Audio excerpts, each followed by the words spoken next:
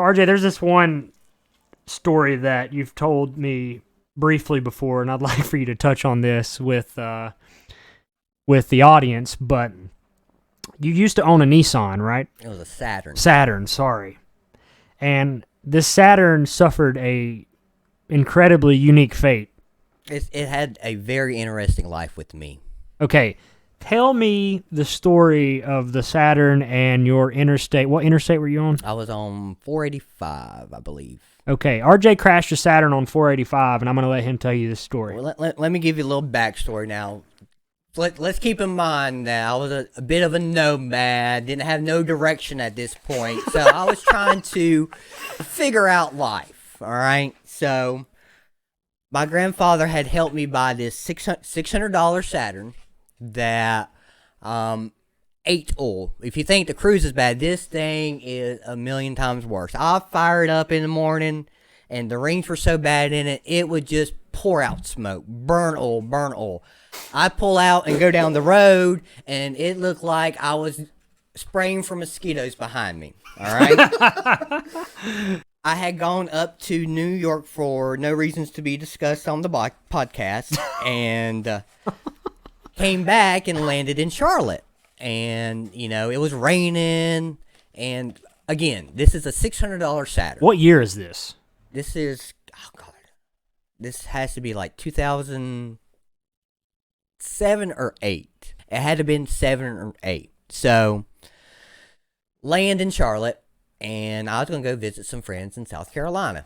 Again, South Carolina. So, I go up, get off the plane, go up, get my car, and it's pouring rain. And this thing has some ball tires on the rear. I mean, some slicks. Front-wheel drive? Or yeah, front-wheel drive. Okay. Saturn. A plastic Saturn. Plastic, okay? SL2 is what I think it was. Like a 94 or 95 before they changed the body. Anyways. What color was it? Green. A green Saturn. Okay? And the key, I could take the key out of the ignition while I was running. Okay? That's how wore out the key was. All right? So I get in the car, and it's raining pretty good, and I'm digging down 485, and I think to myself before this even happens, I'm like, man, I hope I don't hydroplane. So I'm just digging a little bit. I go across the bridge, and, there's some sitting water there. And guess what happened? The ass end of the car just scoots round over the top of that water, and next thing you know, I'm trying to chase it.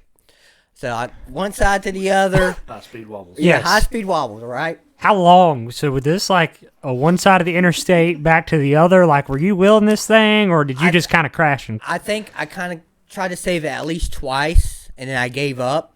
And when I gave up, I just, it got sideways on me, so I just gave up, held the wheel straight. Well, when I did that, she was sliding sideways, and it went down into the median. Well, the guardrail in the middle of this interstate is the ones where it has the wire. So it has the guardrails, and it has the wire. The post and the wire. Thick metal wire. Right. Yeah. So here I am sliding sideways down into the median, and the next thing I know, the front of the car is just sliding down the guardrail. And the wire is coming up and hitting the windshield, and there's mud and water and shit all flying in here. All right? Bust the windshield out? Yeah, the windshield was getting all busted and shit. I mean, I remember like it was yesterday. I'm just sitting there just watching the wire come up on the windshield, fucking busting all out, mud and water all flying in. So she comes to a stop. And, again, this is a $600 car. So I'll be honest, there was no damn insurance on it. The tag was dead. All right? And so the car really meant nothing to me. So I grab my bag, hop out, run across the interstate, and some dude stops, picks me up, and takes me to the gas station. I call my friends, and they come pick me up. So Just leave the car.